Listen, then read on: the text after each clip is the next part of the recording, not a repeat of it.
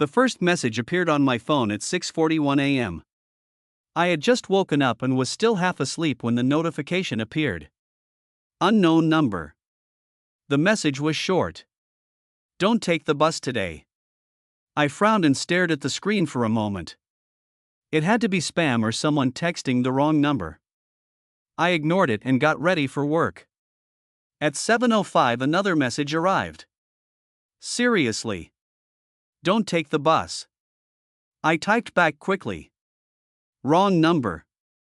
A few seconds passed. Then the reply came. No. It's the right number. I felt slightly annoyed now. I didn't respond again and left the apartment. The bus stop was only a 5-minute walk from my building. While I was standing there waiting, my phone vibrated again. You're at the stop now. My chest tightened. I looked around the street immediately. Only 3 other people were waiting for the bus. None of them were looking at their phones. I typed back. Who is this? The reply came instantly. Someone who already saw what happens. I stared at the message. Then the bus arrived. The doors opened and people started getting on. My phone vibrated again. Last warning. For some reason I didn't move. I stepped back instead and watched the bus pull away without me. 1 minute later my phone rang. The same unknown number. I answered. A calm voice spoke on the other end. Good. You listened. My heart started racing. Who is this? There was a short pause. Then the voice said something that made the world feel suddenly quiet around me. It's you. For several seconds I didn't say anything. I just stood there on the sidewalk holding the phone while the morning traffic moved around me. That's not funny, I finally said. The voice on the other end stayed calm. Too calm. I know it isn't. Look to your left. I turned slowly. About 30 meters down the street, the bus that had just left the stop was waiting at a red light. Nothing unusual. People inside looking at their phones, some staring out the windows. Then the voice spoke again. In about 20 seconds, a truck will run that red light. My chest tightened. You expect me to believe that? I said quietly. You don't have to believe it, the voice answered. Just watch. I kept staring at the intersection. The traffic light changed from red to green for the bus. It began to move slowly forward. For a moment nothing happened. Then from the cross street a large delivery truck suddenly appeared, moving far too fast. It didn't slow down. It didn't brake. It slammed directly into the side of the bus with a sound that echoed down the entire block. Glass exploded across the street. People screamed. The bus spun halfway across the intersection before stopping against a traffic pole. My heart was pounding so hard I could barely breathe.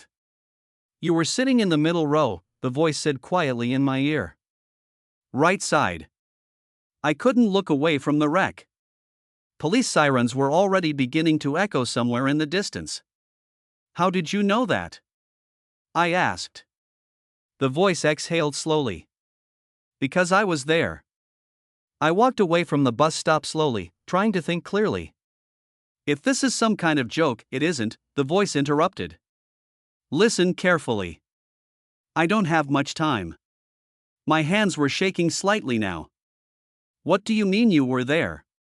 Another pause. Because I'm calling you from tomorrow. I almost laughed, but the image of the crash was still burning in my mind. That's impossible. Yes, the voice said quietly. But it's still happening.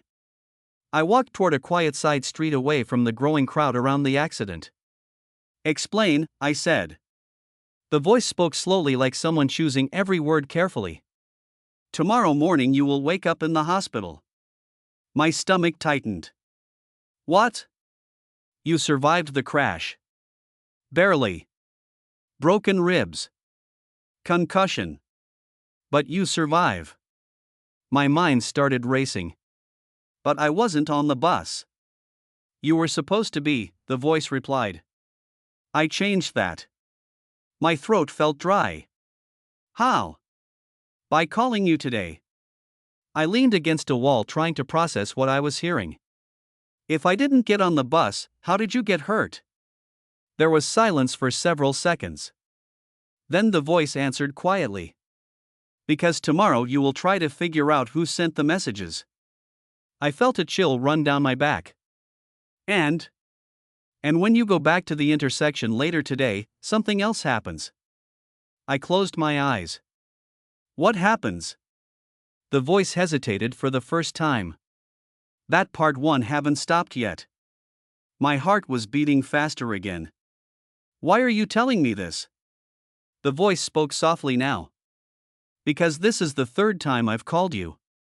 My eyes opened immediately. 3rd time? Yes. My chest tightened. What happened the first 2 times? The voice went quiet for a moment. Then it answered in a low, exhausted tone. You didn't listen. My grip on the phone tightened. So what do I do now? The voice replied immediately. Go home. I looked toward the intersection again where emergency vehicles were arriving. Just go home? Yes. I started walking quickly down the street away from the crash. Then what? The voice exhaled slowly. Then we try again tomorrow.